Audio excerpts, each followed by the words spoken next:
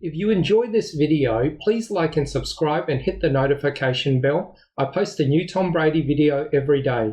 Can the Buccaneers repeat without Antonio Brown? Yes. We know Tom can make that transition, right? We've seen Tom excel in 12 personnel, 13 personnel, and using the tight ends, especially within the numbers down the seam. This is Brady at his greatest. I think he got angry with AB, and he channeled his anger into the end of the game. So they're 93 yards away with no timeouts at the end of the game. And guess who he force-fed the ball to? The guy who was in place of number 81, the new quote-unquote AB, Cyril Grayson, who is on his 8th NFL stop, undrafted out of LSU because he didn't play football at LSU. He ran track. And we know he can run, but can he play football? Well, he looked pretty good in the last drive because it was him and Tyler Johnson, who was a 5th-round pick a couple of years ago out of Minnesota. Okay, so that's what you're going to, and there was no Gronk in this drive. There was no Gronk. He didn't go to Gronk at all because I think Brady said, okay, I'm going to show you. I'm going to show my team. We can do this with who we have left. And then he goes Cyril on a little stop route, and I think that kind of set up what's about to happen because he gives it a little shimmy shake with the shoulder fake, and then he just throws a rocket to Cyril Grayson. That could have been AB. I don't know, and I think it meant a lot to Tom to say, okay, I'll take it. I'll just take this guy who's been on 8 different teams. I'll throw him the ball, right? So why do I think they can win the Super Bowl still without him? Number one, this offense was built around their offensive line. That offensive line is still there. I said 5 weeks ago it's the unit in the NFC that I trust the absolute most. I still do. And then it was built around Hall of Fame quarterback and those 3 wide receivers. 2 of those 3 wide receivers are gone, Godwin and AB.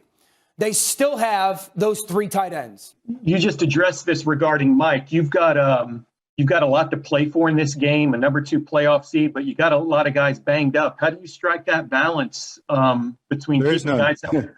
There's no balance, brother. You play to win, and you play to get that 2nd seed. That's huge, and we're not resting anybody. We're playing to win.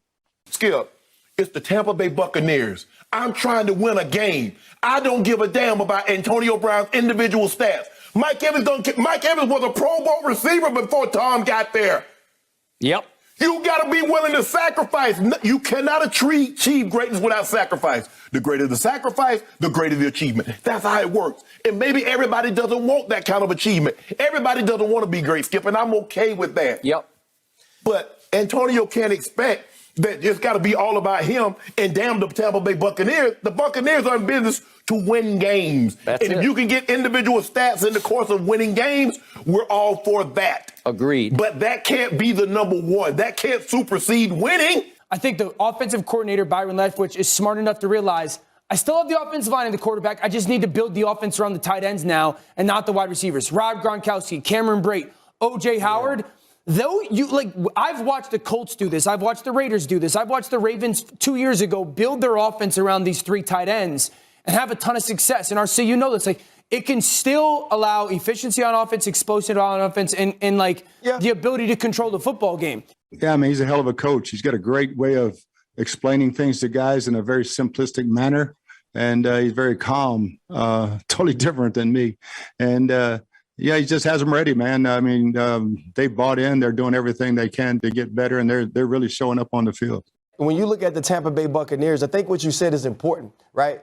Reinvent yourself, become a team that uses the tight ends, and you can still win and be explosive that way. You can even be harder to challenge. Well, I think Tom Brady's able to do it because of the offensive line. I think if I'm playing wide receiver with that offensive line, Tom's going to find a way to get me the football. So that's why I still, I get it where everyone the initial is there's no way.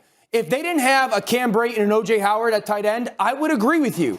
But I think because of the uniqueness of how difficult of a matchup that can be. Now, again, they weren't playing those guys in that package because they had those receivers. Right. Yeah. Now 100%. It's a necessity, And so when I'm looking at the playoffs and going, if you put those 3 tight ends on the field, I'm just telling everybody, that is a very difficult matchup. You know it. So the Packers, that would be a difficult matchup for the Packers. The Rams, that would be a difficult. I still believe that if Gronk is healthy and Fournette comes back healthy, this offense is good enough to go to the Super Bowl. And Gronk had 10 targets. Okay, fine. But Skip, we know that he make it seem like Gronk a bum. Like Gronk, an undrafted free agent. Does he understand what Gronk is?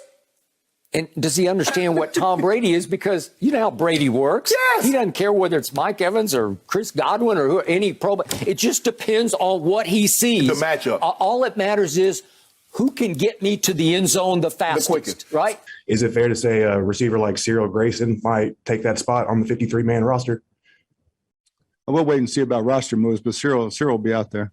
I don't think Cyril Grayson as the number 3 for this football team is that giant of a drop-off. I know no one knows his name, and I didn't do it a ton, but I watched yesterday's game, and I know it's against the Jets, but the guy was in the right place at the right time and didn't fool the quarterback and made plays. Anthony Nelson, he's really stepped it up this year. Obviously, y'all have faith in him and have seen him flash before, but what are you seeing in particular this year that's really, allowed him to take his game a step further?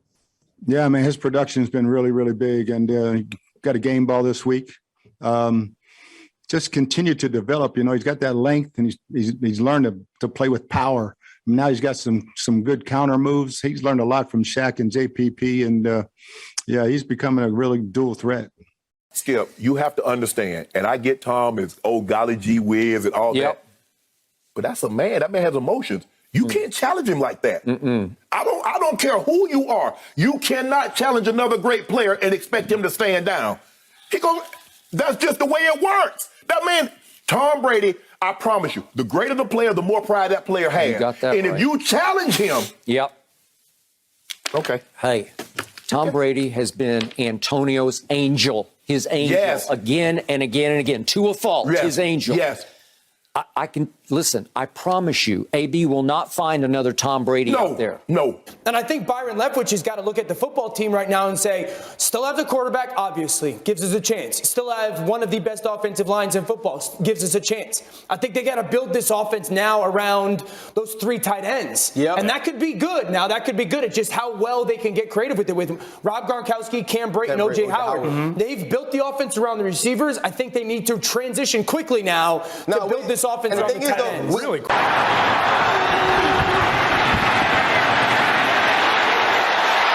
Catch made to the end zone. Cyril Grayson.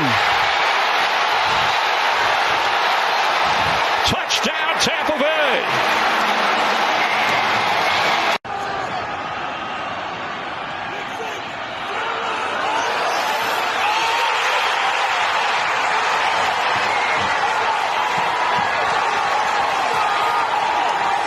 That's it for this video. I post a new Tom Brady video every day, so please like and subscribe. That way you'll always have a new Tom Brady video to watch every single day.